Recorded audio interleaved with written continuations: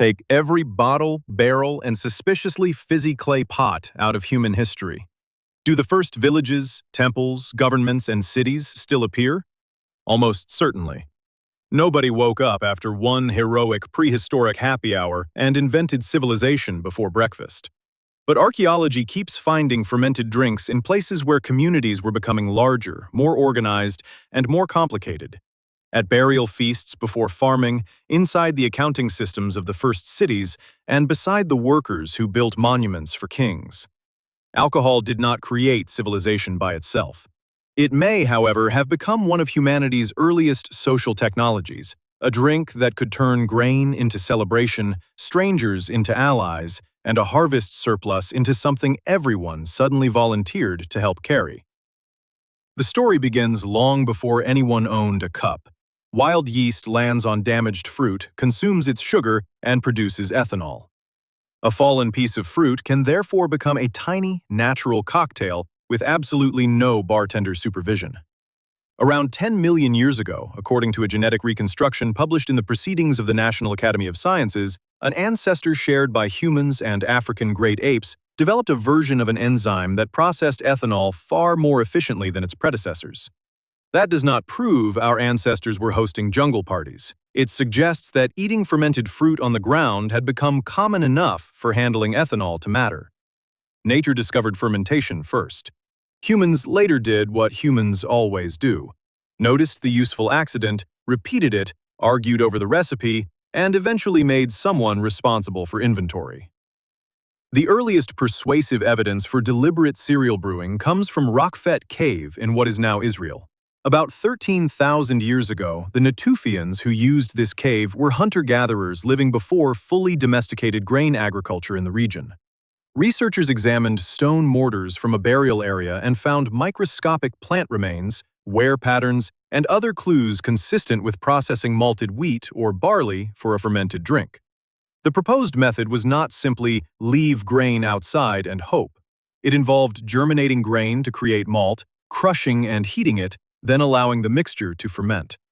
The result was probably closer to a thin cereal brew than a cold modern lager. No glass bottle, no foam logo, still beer enough to require planning, skill, equipment, and the deeply ancient ability to wait beside a container and ask, "Is it ready yet?" The location matters as much as the recipe. These brewing traces came from a burial cave, which suggests that the drink may have been prepared for ritual feasts honoring the dead. A feast is more than a large dinner. Someone must gather uncommon ingredients, organize labor, prepare more food than one household needs, and persuade people to arrive at roughly the same time, already a miracle by modern group chat standards. Sharing a special drink can mark who belongs, create obligations between families, and turn memory into a public event. Producing it also rewards advanced planning. Grain must be collected, stored, processed, and protected from the one person who keeps checking the quality. In that limited but important sense, brewing encouraged several habits civilization would later depend on: cooperation, scheduling, specialization, storage, and ritual. This is where the famous beer before bread idea enters the room, usually carrying itself with far more confidence than the evidence allows. Because brewing existed before domesticated cereals at Raqefet, some researchers have suggested that the desire for beer helped motivate people to cultivate grain. It is possible. It is not proven. Wild cereals could become porridge, bread, beer, animal feed, or emergency food, and early farming unfolded over generations under pressure from climate, population, local ecology, and changing social life. There was no single committee meeting where everyone rejected bread and voted for 12,000 years of agriculture because the drinks looked promising. In fact, archaeologists have also found very early bread made from wild plants. The safer conclusion is that brewing may have added one more attractive reason to manage cereals intensively. Beer could have been part of the motivation without being the entire motivation. A few thousand years later, Göbekli Tepe in present-day Turkey shows just how ambitious communal gatherings had become. Groups assembled massive carved stone pillars at a site used for collective ritual, and the animal remains and food processing tools point toward large feasts. Stone vessels found there have inspired suggestions that beer-like drinks were also prepared. But that evidence remains tentative rather than a prehistoric bar receipt signed by the brewer. What is clear is that feeding crowds could mobilize labor and strengthen alliances. A shared feast offered calories, status, entertainment, and a reason to cooperate with people outside the immediate family. If a fermented drink joined the menu, it may have made the gathering more memorable, and the next morning, considerably less productive. The important mechanism was not drunkenness alone. It was the whole package: production, ceremony, generosity, obligation, and the public display that someone could organize abundance.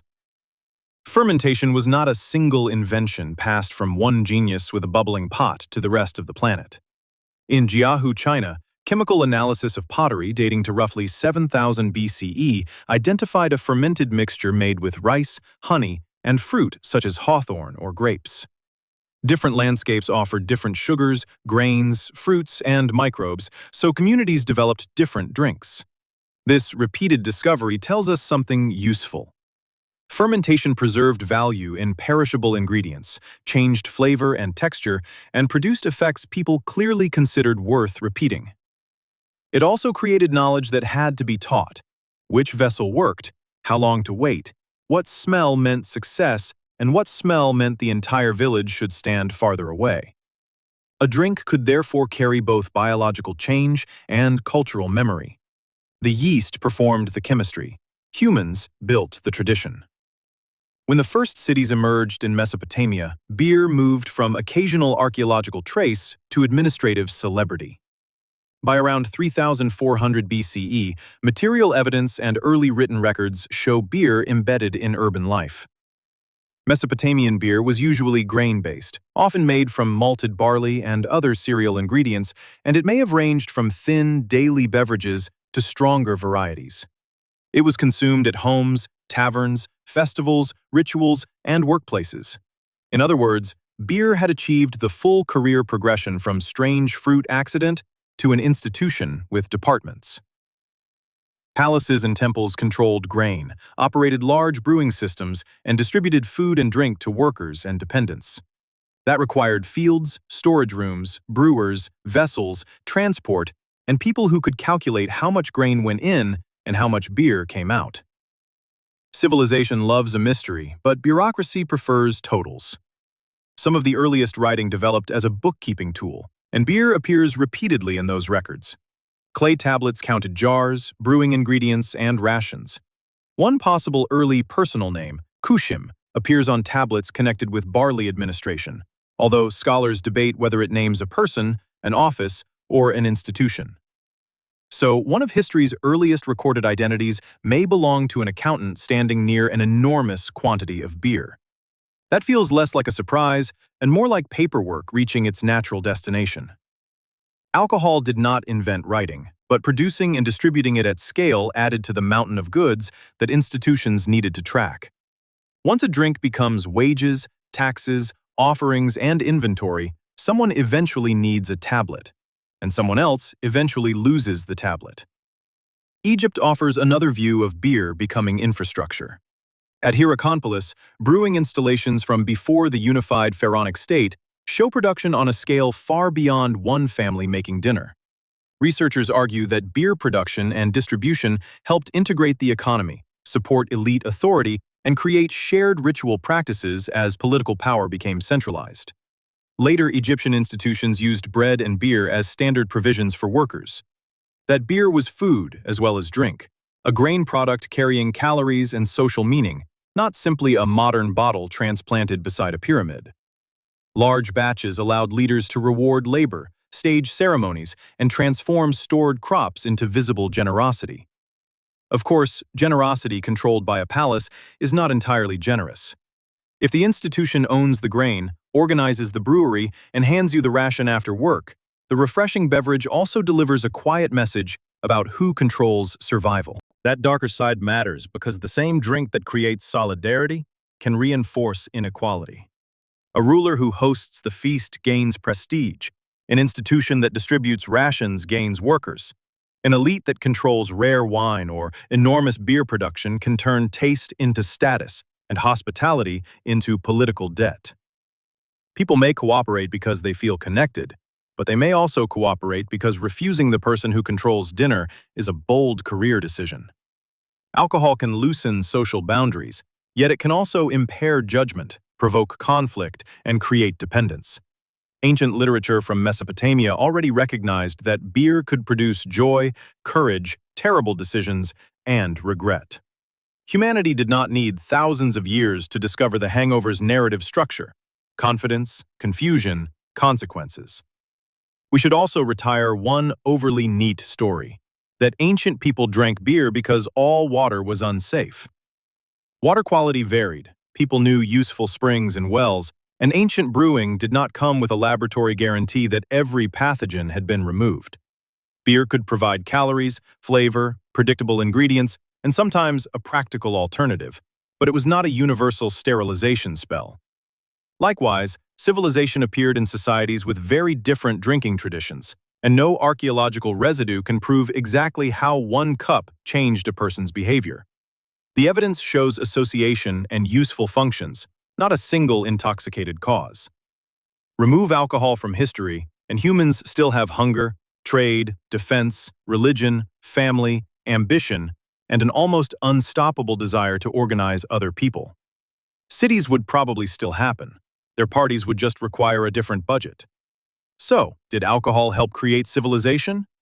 Yes, but not in the cartoon version where beer causes farming, temples, writing, and government in one miraculous chain reaction. Fermented drinks helped people convert crops into storable value, give special weight to rituals, reward collective labor, display generosity, define social groups, and manage resources through institutions. At times, they made cooperation easier. At other times, they made exploitation easier. Alcohol was less the architect of civilization than a remarkably versatile tool on the construction site. It supplied calories, ceremony, pleasure, status, and paperwork, while humans supplied the cities, and, naturally, the bad decisions. The oldest lesson is not that civilization began with a drink. It is that whenever people gather around something they value, they start building relationships, rules, jobs, stories, and eventually a person whose only task is counting the jars. Thanks for watching. If this journey from fermented fruit to civilization gave you something interesting to think about, leave a like and subscribe for more ancient history explained simply. Until next time, keep asking big questions and maybe double-check who is counting the jars.